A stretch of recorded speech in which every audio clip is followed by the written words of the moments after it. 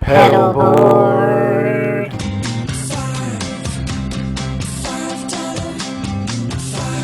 Pedalboard. Well, now at least you all know why I play the guitar and I don't sing.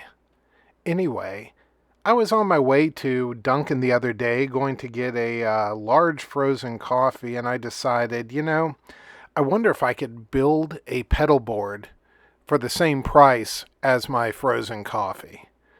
So I passed up Dunkin', went over to the hardware store, and picked up 4 boards, 2 of which I used in this project, and the price came out to be just under $5. $4.58 to be exact. Now, the first step of any project should be coming up with a plan. And for me, it was a little more difficult because I also had the plan and problem of how in the world am I going to get this home. Now, Porsche is a great car, but it is not made to haul lumber. It's made to haul something else. But I digress. I got the lumber home and decided I was going to come up with a pedal board that was about 2 foot wide. I wanted something that was a little bit elevated so I could have any power supplies underneath the main level. And also if there were any pedals that were going to remain on during the entire time, you could add those under there. That's a really good idea if you ever needed to save some space. So first things first, I broke out the handy chop saw and cut out some 2-foot pieces. These cuts included one 1x4 that's 2 foot in length for the back of the pedal board, 3 1x3s also 2 foot in length for the top and front, and then a 1x4 cut on a bias. The purpose of that is to keep your pedal board at whatever angle you'd like to stay at. Once I had all my cuts, I grabbed my finish nailer, which is an 18 gauge brad nailer. This nailer it works fine because none of these joints are going to be holding a ton of weight. And plus, when you add Titebond to all of the surfaces that you're nailing together, it definitely creates an extra sturdy bond. I was able to stand on it, and I weigh just over 200 pounds. So if it can hold me, it can definitely hold a handful of guitar pedals. Since we are basically building a box, the first step is to add glue to both sides that are going to be joined, and then nail it together, or if you're using screws, screw the pieces together. Once you have a couple nails in there, repeat for the other side, and then you're ready to start building the top. I added some glue to the piece that will be going up top to both ends of the board, laid it down, used one of my 1x3s as a spacer, and nailed it on both ends. I then repeated the process for the front row board, and once again used one of the scrap boards as a placeholder for this, just so it would remain square, and put a couple nails in there along with the glue to ensure that it would hold securely. It is at this point I was able to go in and grab my piece of wood to put on the front of the board, thereby completing the actual structure of my $5 pedal board. And like before, I dropped a couple toenails in there just to keep it secure, along with a little bit of Titebond glue, and we had a pedal board. The important thing to remember at this point of the process is you need to make sure everything lines up how you want it.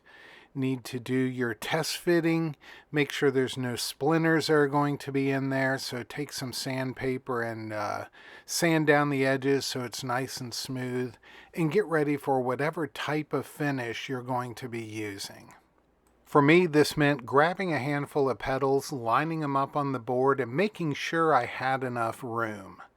This is not only important for what I have now, but it's also important because, let's face it, you're going to buy new pedals, you're going to swap things out, and you're going to change things up every now and again. So I grabbed some of the large pedals, some of the small pedals, and my wah volume pedal, just one of every form size I own, and laid them out. The final check to all of this, I grabbed the cables that are going to be used for power as well as the patch cables, and made sure that I had allowed for enough space in between for all of these to be used. Once I was happy with this, it was ready for paint. So when you're like me and trying to do this on the cheap, you grab whatever you have handy. For me, it was an old can of black gloss paint that has seen its better days, but would work perfectly for my use. So I put a nice coat on top of it and set it out to dry.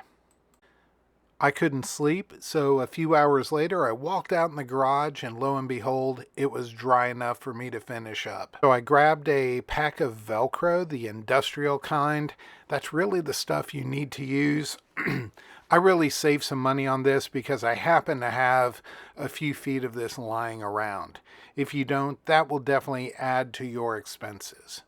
But I put the fuzzy side down onto the pedal board and used a roller to ensure that it was sticking very strongly to the pedal board.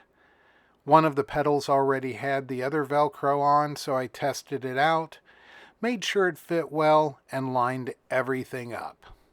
Now, I am definitely not under the illusion that Bob Vila is going to come knocking on my door asking me for these plans to distribute to his woodworking fellows. But you know what?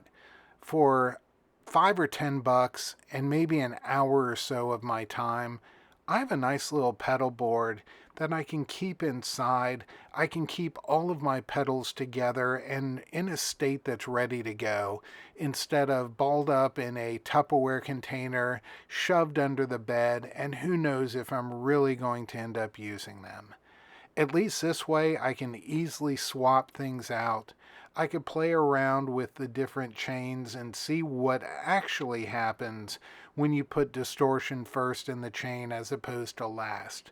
Play around, get that extra tone, and first and foremost, have some fun, because in the end, that's what all of this is really about. I really hope y'all enjoyed this video, and if you need a cheap pedal board, hit me up. I'll definitely help you out with some other plans. I plan on doing this and making a slightly larger one that's a little bit wider and something that could definitely go 2 or 3 pedals deep even. But most of all, I've accomplished something that I really want to do, and I think it would help everyone who plays. I have a way that I can more easily hook up my guitar pedals. They're not going to be stored somewhere else. They're going to be right in front of my amp. I'll be able to not have to worry about plugging everything in because it will be ready to go. I really hope y'all like this pedal board. If you have any questions, feel free to email me, drop a line in the comments, and I'll do my best to respond. If you like what you've seen, or if you'd like to see some other related content, like this video, go in, subscribe to the channel. I try and do videos like this that kind of help out the budget-minded guitarist, so that way you don't have to lie to your wife about how much you're spending on your hobby. Again, thanks for tuning in. Y'all have a great day and keep playing on. Take care. With any luck, you'll see this pedal board grow with more and more effects on it.